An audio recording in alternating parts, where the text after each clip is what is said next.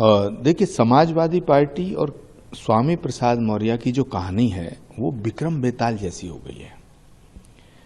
अखिलेश यादव जी के सिर पर स्वामी प्रसाद मौर्य जी का भूत सवार हो गया है और ये भूत अब उतरने वाला नहीं है।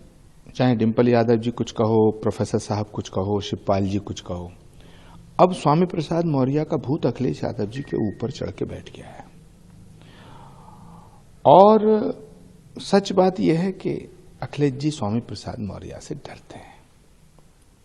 अखिलेश जी जानते हैं कि स्वामी प्रसाद मौर्य जी भाजपा के व्यक्ति हैं। अखिलेश जी जानते हैं कि स्वामी प्रसाद मौर्य के बयानों से उनकी पार्टी का बेड़ा गर्क हो रहा है, उनकी पार्टी रोज खत्म हो रही है। अखिलेश जी जानते हैं कि स्वामी प्रसाद मौर्य अगर ऐसे ही बोलते रहे तो उत्तर प्रदेश में भाजपा को आने से कोई रोक नहीं सकता, लेकिन फिर भी पता नहीं क्या मजबूरी है। मुझे लगता है कि अखिलेश यादव जी स्वामी प्रसाद मौर्य से इतने डरते हैं जैसे बच्चा डरता है ना भूत से, इस तरह डरते हैं। और ये समाजवादी पार्टी के लिए बहुत घातक सिद्ध होगा। आने वाले चुनाव में इसको कुछ दिखाई देगा जिस तरह की बयानबाजी लोग कर रहे हैं? बिल्कुल।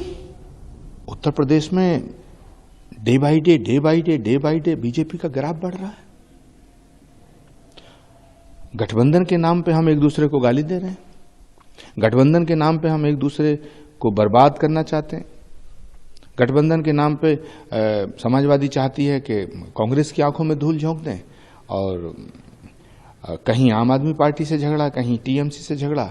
तो मुझे लगता है कि गठबंधन जो हो रहा है उसके पीछे जो एक पवित्र भाव होना चाहिए उसका मुझे अभाव नजर आ रहा है। यदि भाजपा को वाकई टक्कर देनी है, यदि इस देश में 2024 का जो चुनाव हो रहा है नरेंद्र मोदी जी को वाकई में टक्कर देना चाहता है कोई, तो फिर तो राहुल गांधी के नेतृत्व में आना पड़ेगा। सर, ममता बनर्जी ने कहा है कि नौटंकी बाजी हो रही है राम मंदिर का उद्घाटन चुनाव से पहले कराने को लेकर। देखिए, मुझे लगता है कि सबसे बड़ी नौटंकी तो टीएमसी है। कभी मोदी जी की तारीफ करते हैं, कभी मोदी जी का विरोध करते हैं, कभी ईडी पे हमला करा देते हैं, कभी सीबीआई को कैद कर लेते हैं। तो जो सबसे बड़ी नौटंकी का केंद्र है वो तो टीएमसी है। हमारे लोकसभा में नेता हैं अधीर रंजन चौधरी, वो तो कहते हैं ममता दीदी और बीजेपी मिली हुई है। तो मुझे लगता है कि सब राजनीतिक दल एक नौटंकियों का एक बहुत बड़ा थिएटर बन गया है। भारत के लोकतंत्र में सारी ये देश की जो जनता है ये बहुत दुखी है। ये समझ नहीं पा रही है कौन असली नौटंकी कर रहा है, कौन नकली नौटंकी कर रहा है। मैं कहना चाहता हूं नौटंकी भी करो तो असली तो करो।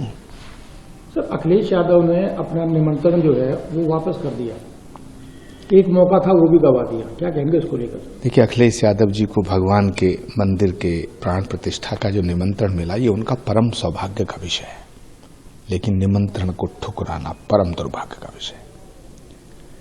कोई भी हिंदू भगवान के मंदिर के प्राण प्रतिष्ठा के समारोह के निमंत्रण को ठुकरा नहीं सकता। ये बड़ा विषय है। मैं बहुत पीड़ा में हूं, मुझे बहुत कष्ट है।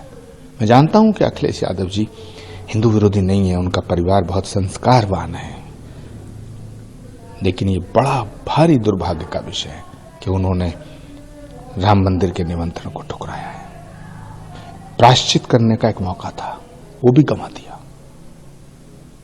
मणिपुर के मुख्यमंत्री ने कहा है कि राहुल गांधी की यात्रा को लेकर अभी सिक्योरिटी अलर्ट्स आने के बाद भी उनको यात्रा की परमिशन दी जाएगी, और दूसरी तरफ पूरी तैयारियां हो चुकी हैं, क्या कहेंगे इसको?